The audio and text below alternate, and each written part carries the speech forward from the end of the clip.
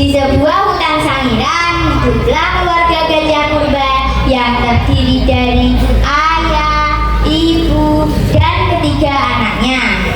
Anak yang pertama bernama Moni.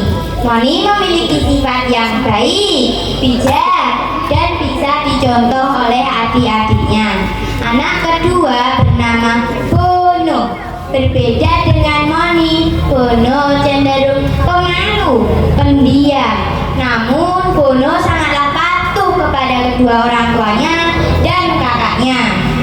Anak ketiga bernama Molly. Ia merupakan satu-satunya anak perempuan di keluarga ini. Molly memiliki sifat yang ceria, menyukai tantangan. Namun Molly sedikit ceroboh. Saat ini keluarga tersebut sedang bersembunyi dari kejaran harimau ngandong yang mengintai wilayah Sangiran. Keluarga tersebut tinggal di sebuah hutan yang rimbun. Di hutan tersebut terdapat goa untuk mereka tidur dan berbagai buah-buahan yang bisa mereka makan. Pada suatu hari, Moni, Molly, dan Bono sedang memetik buah-buahan untuk mereka makan siang.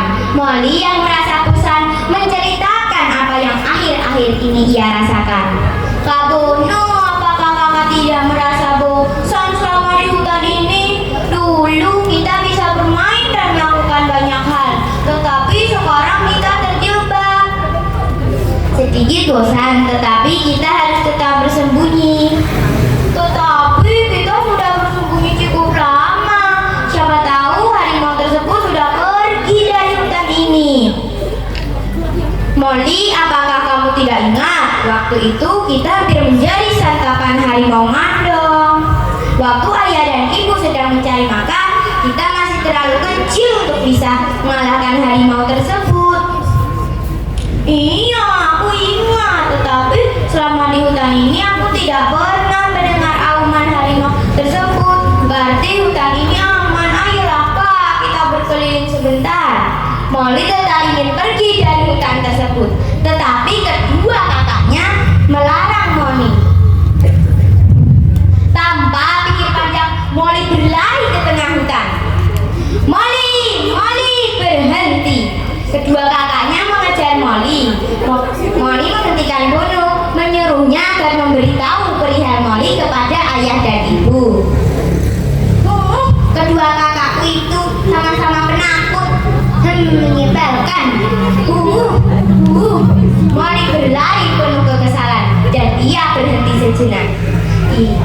Ia sadar bahwa ia sudah berlari terlalu jauh dari tempat persembunyian keluarganya. Ia menyesal dan ia ingin kembali, tetapi hari mulai gelap. Ia pun sudah lupa dengan jalan pulang. Jika ia terus berlari, ia akan semakin tersesat. Jika diam saja, kapan ia akan sampai? Di tengah kebingungan tersebut, ada seseorang yang memanggil namanya. Molly, Molly, di mana kamu? Ternyata suara tersebut berasal dari sang kakak. Molly pun berlari ke arah sang kakak dan memeluknya dengan erat. Molly meminta maaf serta menangis. Kakaknya memaafkan dan mengusap air mata sang adik. Mereka pun berjalan. Setelah mereka berjalan cukup lama, mereka mendengarkan suara yang tidak asing lagi dari telinga mereka.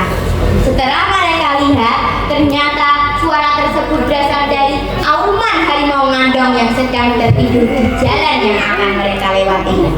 Rasa takut dan trauma kembali muncul pada diri mereka. Moni memikirkan solusi agar bisa lewat dari harimau tersebut. Setelah Moni berpikir, ia menemukan ide. Ia menyuruh Molly berjalan terlebih dahulu, tetapi Molly tidak ingin. Hah? Apa?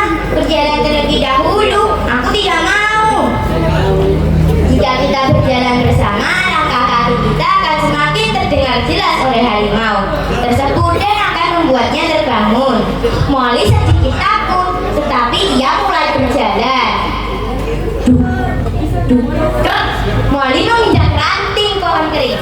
Jantungnya berdebar kencang, ringan dingin mengalir dari wajah Molly. Di sisi lain, Molly hanya dapat berdoa tersebut tidak terbangun dan bersiap jika hal buruk terjadi. Harimau tersebut tidak terbangun.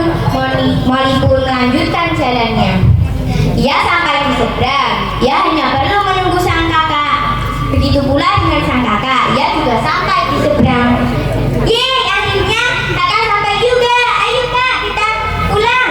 Tanpa mereka sadari, Molly berteriak kegirangan dan membuat harimau tersebut terbangun. Molly masih membeku di tempat terdiam. Setelah ia mendengar teriakan sang kakak, ia pun mulai berlari. Molly, lari! Mereka menerjang semua arah yang ada tanpa mereka pedulikan, agar harimau tersebut tidak mengetahui tempat persembunyian keluarganya. Ketika Molly berlari, Molly tersandung batu besar dan terjatuh. Kakaknya ingin menyuruh Molly bangkit, tetapi Molly tidak cukup kuat untuk bangkit. Ia menyuruh sang kakak untuk melarikan diri terlebih dahulu. Sang kakak menolak. Ia berpelukan dengan sang adik. Harimau tersebut mendekat. Hahaha, akhirnya kalian berhenti juga. Jangan berani kamu sakiti adikku. Molly pun berlari ke arah harimau tersebut dan menabrak harimau tersebut. Harimau tersebut membalas dengan menggigit leher Molly. Molly hanya bisa terkapar menahan rasa sakit yang amat sangat. Harimau tersebut mendekati Molly. Wah, sepertinya jika makan yang ini pasti lebih lezat dan lebih enak. Ketika harimau tersebut ingin memakan Molly, dia pun mendekat. Datanglah sang ayah Molly tepat pada waktunya. Harimau tersebut terkena hantaman batu besar. Ayah tersebut menghajar harimau tersebut sampai tidak bisa bangkit kembali. Ayah tersebut berlari ke arah kedua anaknya. Molly, apakah kalian tidak apa-apa? Tidak apa-apa, ayah. Lalu ayah tersebut menasihati Molly. Molly, kamu jangan begitu karena kakakmu menjadi sakit. Iya, maafkan aku. Ayah tersebut memaafkan Molly dan menggendong kedua anaknya kembali ke tempat persembunyian. Setelah mereka sampai ke tempat persembunyian, Molly berjanji kepada diri sendiri bahwa ia tidak akan ceroboh lagi dan akan berpikir panjang terlebih dahulu sebelum melakukan sesuatu. Sampai sini